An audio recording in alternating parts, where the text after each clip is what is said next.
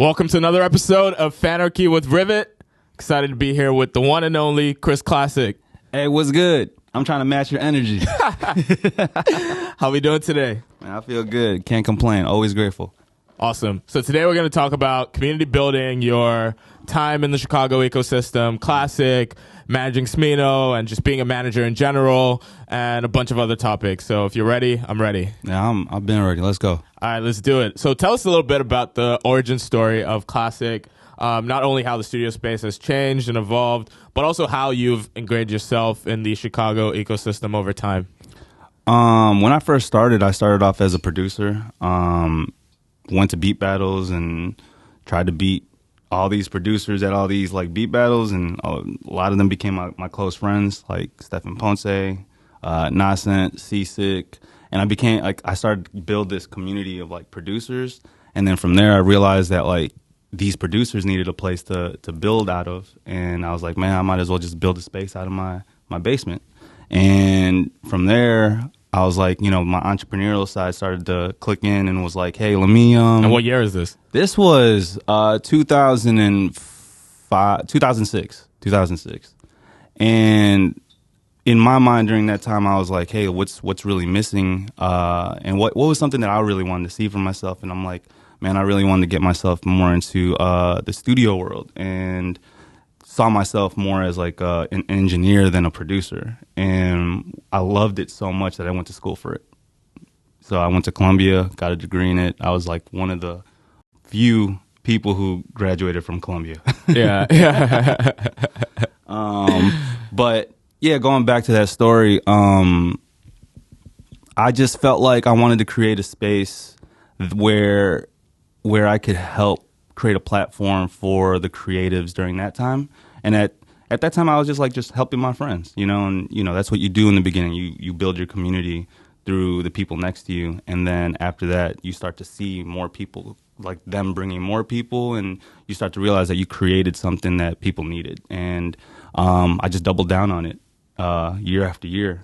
Classick Studios started from my bedroom to now 4 rooms, 2 spaces. 2023. That's amazing. Yeah. And who are some of the funnest people that you've had by in that time? During that time, man, that's a hard question to answer. Yeah. Because I can't pinpoint one exact like time. Think of it as like 13 seasons of like The Simpsons. Like how do you dictate what was the best time? But I can change it a little bit. Yeah, so yeah. there's been a lot of moments created there. Mm-hmm. I know Acid Rap was recorded there. Yep. So what moments, if you think back, are like this actually was iconic in culture and this was a classic thing? I mean, I would obviously say the Chance Acid Rap era. We were able to, like, Chance was sleeping at my house. We used to have the studio at Bernice, on Bernice Avenue. It was up north. I recorded him the first time, this song called YOLO. And then from there, Elton took it from that next level to be like his main engineer. And yeah, he just stayed at the studio and just built out Acid Rap. I know he was going to other studios like Soundscape, my homie Niall, who also had his spot, and Lon too. And yeah, he just decided to finish the whole project with Elton in the Blue Room and Red Room at Classick Studios, 2950 West Chicago Avenue. Little plug. What other memories do you remember from that crazy time? During that time, I think the process of him like working on that project was really dope. To see him create this project during a time in his life where I don't know. Honestly, during that time I was just trying to figure out how to just be an engineer, to be honest. I was just trying to be an engineer, and I was just like going in and out of rooms and just like working on myself. Honestly, but just to see the process of someone else working on something made me want to like better myself. You get what I'm saying? Yeah. It's like steel sharpens steel. And how, from those moments at the studio and becoming a better engineer, do you start to then think about the manager and becoming a manager? I never thought about being a manager at all. I've been asked a handful of times, but it took a person like Smino to really take me out of that chair as an engineer. So shout outs to Smino, like, for even seeing that in me, because I didn't see that in myself, and honestly, I needed that. But it taught me a lot about the music industry and like the business. It taught me, because I was always the person who understood like just the process from like A to D, like recording, mixing, mastering, and done. Wait a couple months or years and be like, oh, the project came out. Yeah. And be like, oh, thank you so much for letting me be part of your journey. Da da da. Yeah. Here's a post of the cover. Yeah. And a you picture have that of me in your in the drafts. studio. Yeah, you know what I mean? Like, see if I have any, and it's dope. Like, I appreciate every moment. But then, like, being a manager has taught me, like, from E to Z, like, how do you package it? How do you market it? How do you build it from like the ground up? And that was a great process to learn, and I'm still learning to this day how to be a better manager. That's awesome. What do you feel like at the time was the thing that he saw in you? And now when you say learning to be a better manager, what do you think that you've gotten better at or just improved on as a manager?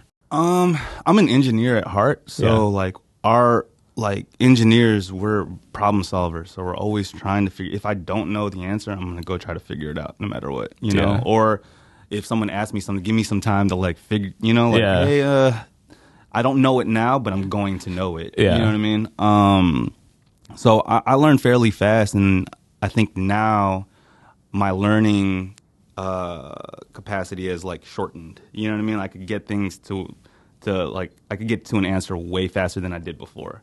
Before I had to like, I was actually just trying to understand how to be a tour manager, how to be a business manager, how to be, you know what I mean? Like, just like, how do you push this record? Like, wearing multiple hats and understanding these roles so that when it was time for me to give it off to someone, I could share them the process of how I did it, and also learn how they do it, because, you know, they're the expert in it, or whoever I hire is an expert. You get what I'm saying? Yeah. I need to find ways. That's how I found ways to like better myself and better the people around me and build out a team around an artist. That's awesome. And you talked a lot about pivoting and how important that is, and how you've been seeing that very, very much lately.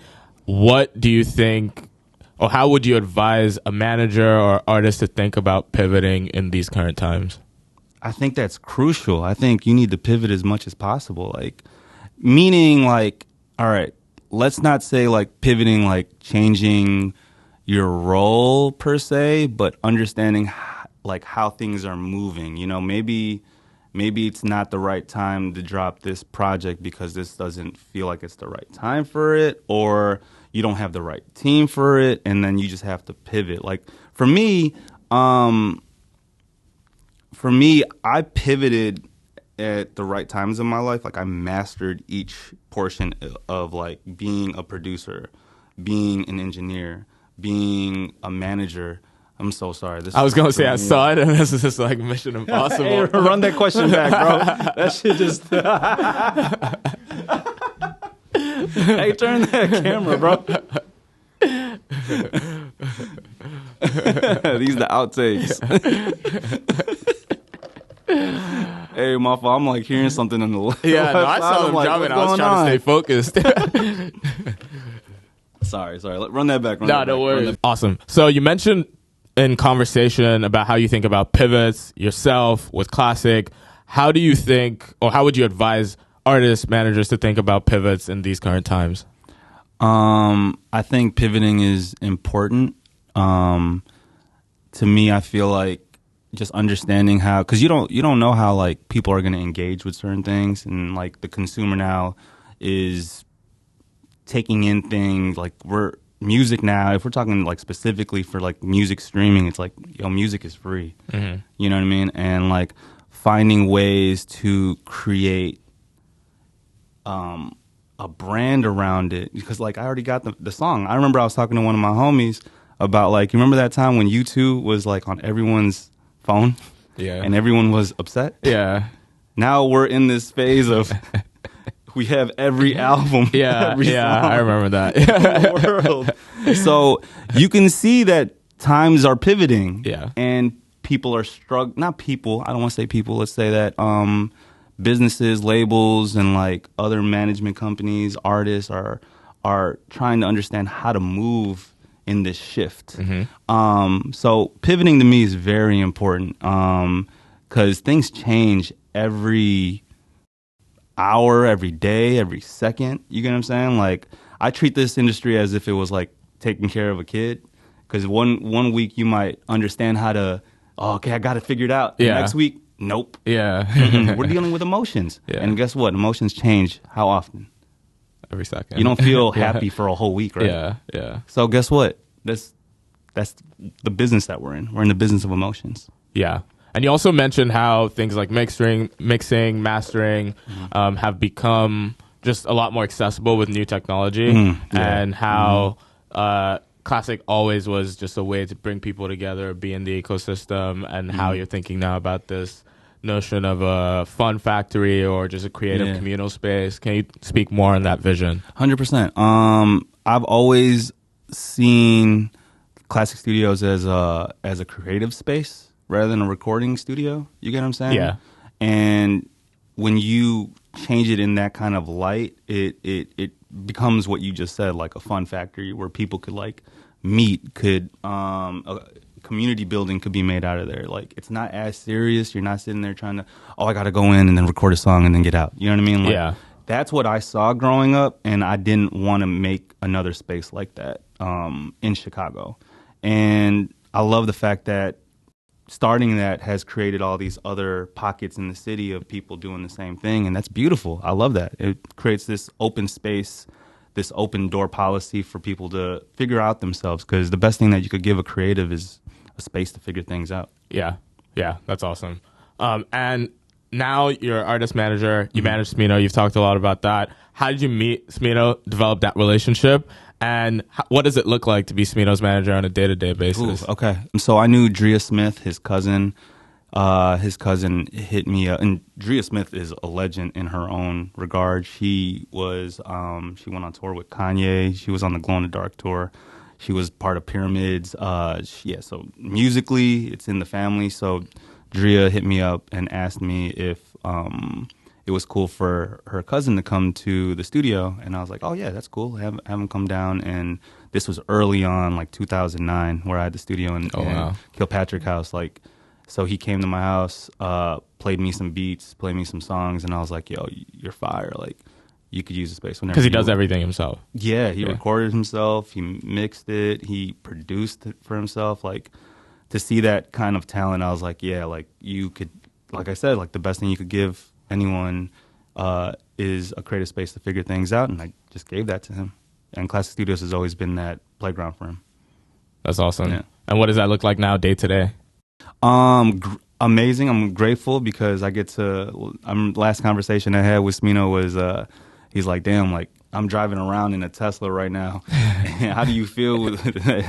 And like, we're driving to my house in the hills. It's like, how do you feel about that? I'm like, man, this is amazing. In my mind, I'm like, what else are we gonna do? But that brought me back to being present and being like, yeah, this is beautiful. Like, to see that. I'm always thinking about, like, what else are we gonna do? I'm not gonna front, like, it is kind of tough to manage from Chicago, but I do my best. Like, I'm trying to figure out, like I said, like earlier, about building a team. Yeah. So like, let's find out those voids and like, how do we fill those gaps? Yeah. So we could move in the right direction.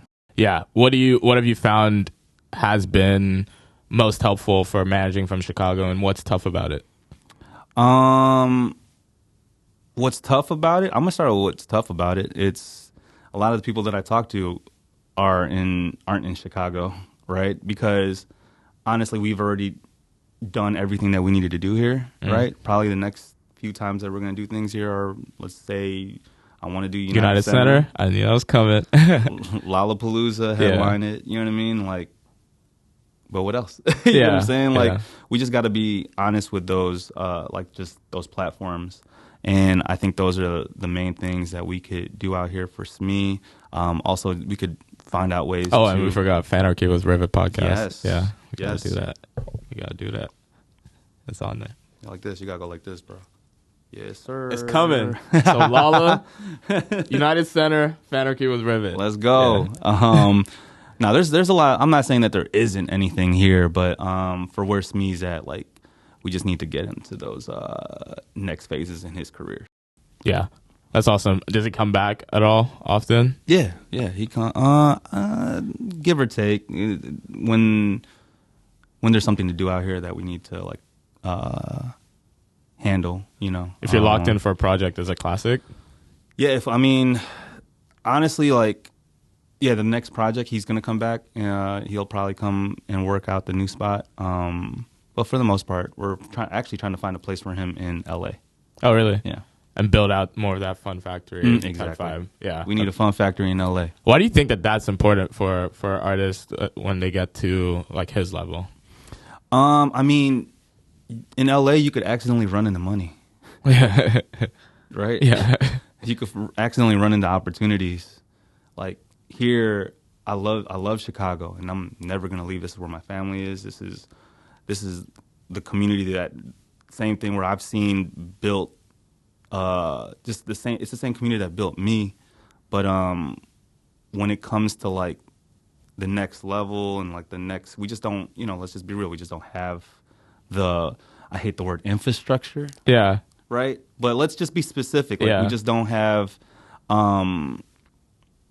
We don't have a broad viewpoint when it comes to creating platforms in Chicago. We're very artist-centric. So when an artist is going up, we gather around that artist.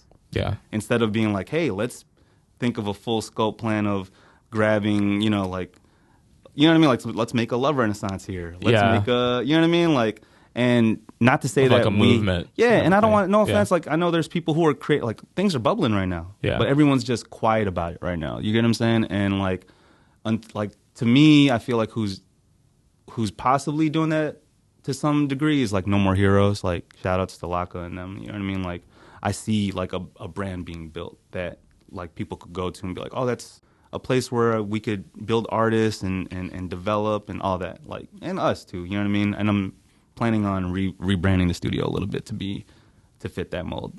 That's awesome. Mm-hmm. How do you think artist managers can be empowered by technology right now?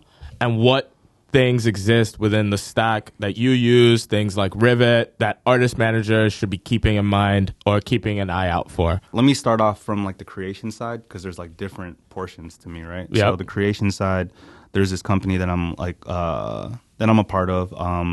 It's called Muse, where they do online collaborations. So think of it like as a Zoom call, and I could send my audio from my like DAW, which is a digital audio workstation for those who don't know. And I could send my signal to you if you have, you know, using your DAW. And if I'm like, hey, you EQ'd that wrong, I could control your EQ from my side. Yeah. Which is really dope. Yeah. So on the creation side, I think that's really dope. Like we have people creating these platforms so that more people could collab. So when I'm talking about, that's more on the creating side, more on the managing side, you know, of course, Slack, and I use Box. I don't use Dropbox anymore.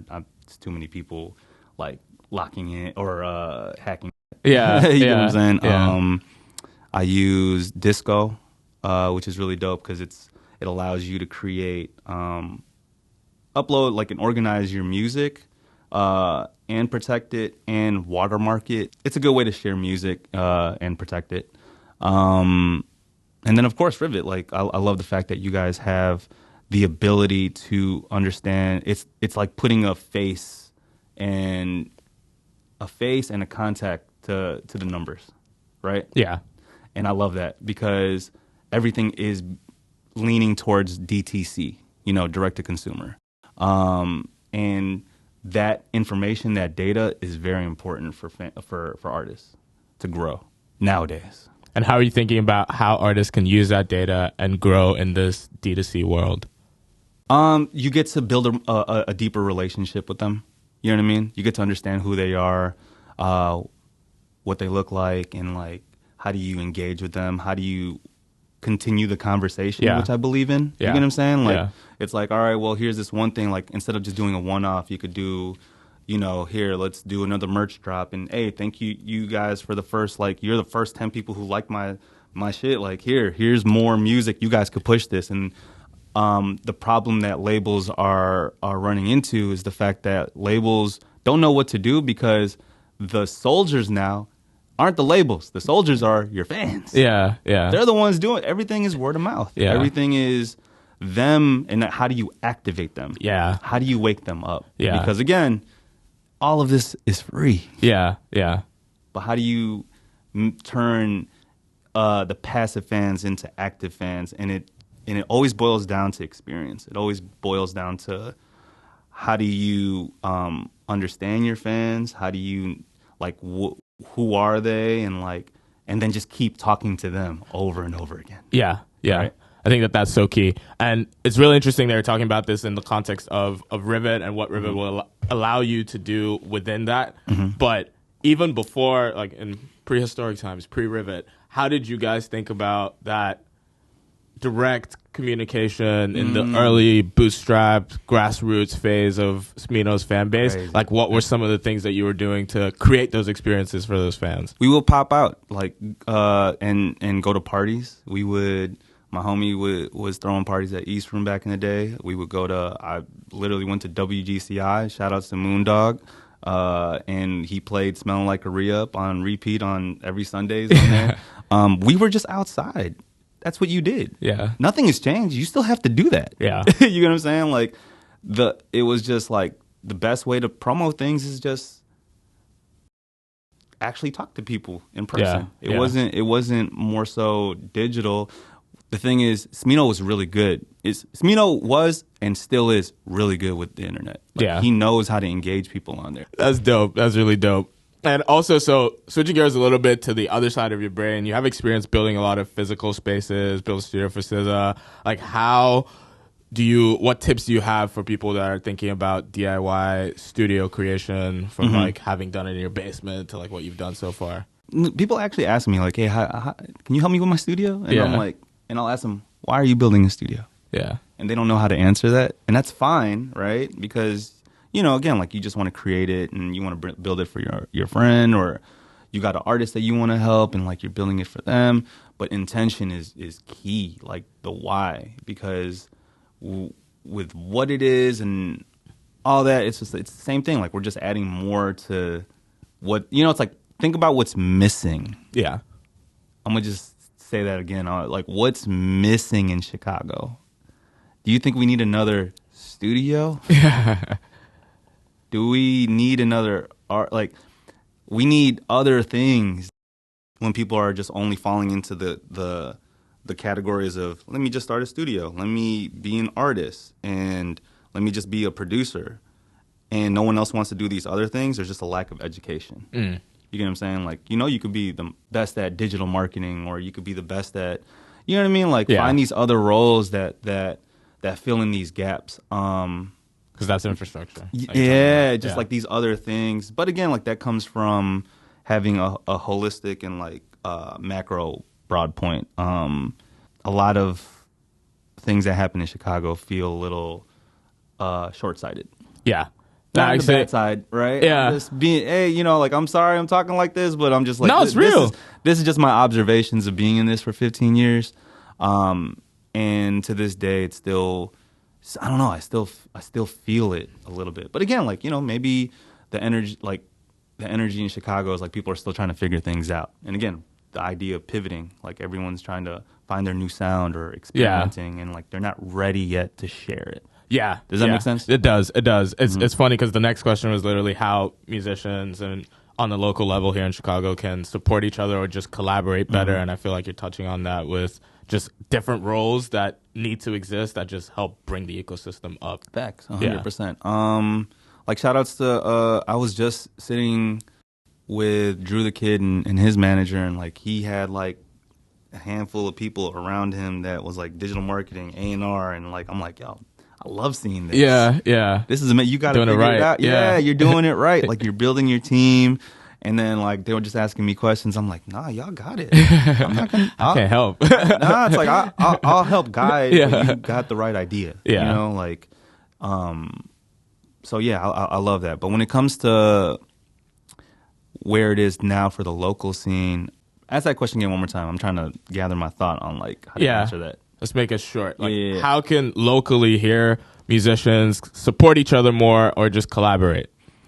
I think the best way that you could do that right now is, of course, like, I'm just going to say how I did it, you know, just building with your friends, building with the people next to you, and allowing them to be your foot soldiers to, like, push your music. You get what I'm saying? Mm-hmm. Like, if you could get your whole room to like your music, you know, like, you know, this is a funny example. It's like, if your friends don't even like your music, then what do you expect me, who I don't even know you, to like your music? Yeah. Now you're asking somebody outside of your circle. Yeah. It's like, keep working on it until your inner circle fucks with it. Yeah.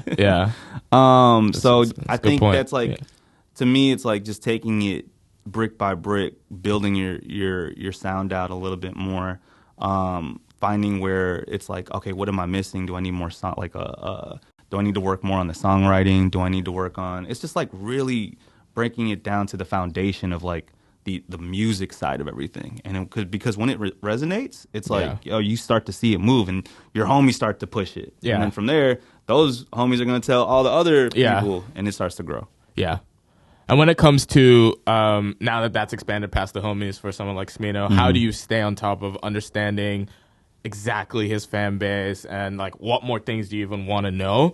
And how do you think about like what the future of his fan community will be as we go forward? Again, like I always go back to just like observing how things look in real life. Mm-hmm. So just going to the shows, seeing how people interact with the music, because Smino is like an amazing performer. I think that's like one of the major things that why people come back to him. Yeah. And people are believers is because of his performance. Yeah. Right.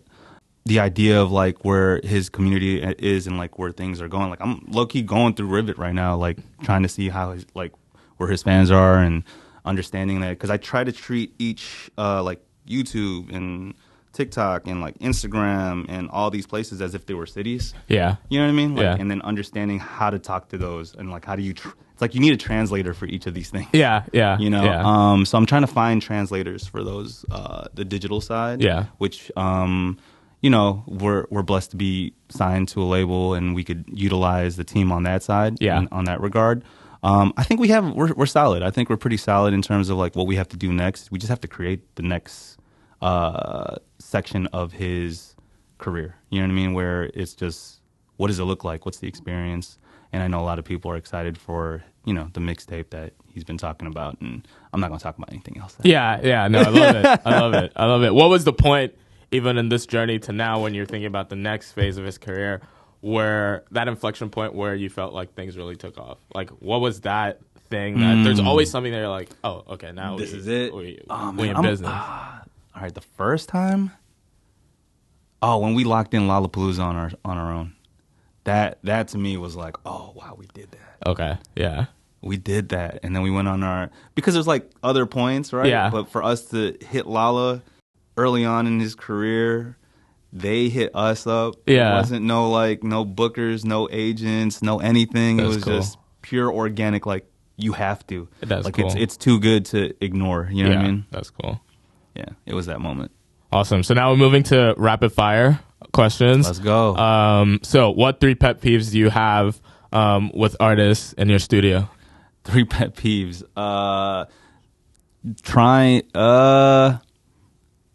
The mentality of having someone else to do everything for you. Okay. Number 1. Yeah. Number 2, man, that's a tough question. That's a tough question. You seen the mustard rules, studio rules that he has? Yeah, what is it? He has just some of the funniest rules. Some is like Trying no to negativity.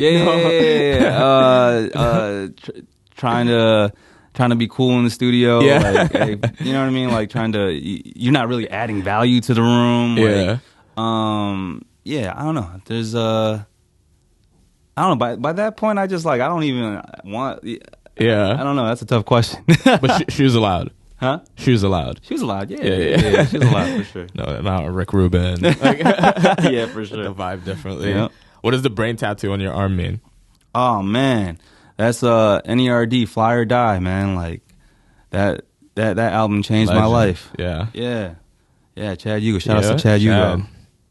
If you could only eat one ethnic cuisine, what would it be? Filipino, bro. Yeah. Has no Easy. question. I didn't even finish. If you had to start a new life in a new country, where would it be? Japan. Okay. What are 3 things artists do that make working with them more pleasant for you? Understanding themselves. Okay. And knowing themselves. Okay. That's it. That's funny. We have a section called Know Thyself. That's the first thing. On this show. I can't tell you how to be you. Yeah. I like it. And then lastly, what's the funnest part of being an artist manager? Funnest part? Getting to see somebody grow in this game where it's like there's a lot of twists and turns. Yeah. You know, like when you see growth in it, it's like, damn, like I know how much was put into that to get to that level. Yeah. So even a song coming out, yeah, especially when you're signed to a label and all this, like, you know how much you have to cut through like business stuff and like, I don't feel, and egos, yeah, and, like, dealing with when a song comes out, and then if you have someone else on it, oh, it wasn't cleared, it wasn't this, it wasn't. It's like, yo, like to see something come out is beautiful because it's early on in your career. You can do whatever you want. It doesn't matter. Make it today, put it out this afternoon. It doesn't matter. It doesn't now. Like it's like, yo, I see it. It's like a lot of things have to align, and the alignment has to do with a lot of like again, I hate this word, the politics of it, and like to me, I always try to change the words of things. Like even Smee's been trying to tell me to stop saying certain things. Like, yeah. But like like changing the word politics to something else would be like better. It's like maybe a better connection or a better relationship with somebody. You know, like politics is just relationships. Yeah, right? yeah. No, I just score. Yeah. And then Know Thyself is a segment that we ask you a question to see how well you know thyself. So what's the first photo on your IG?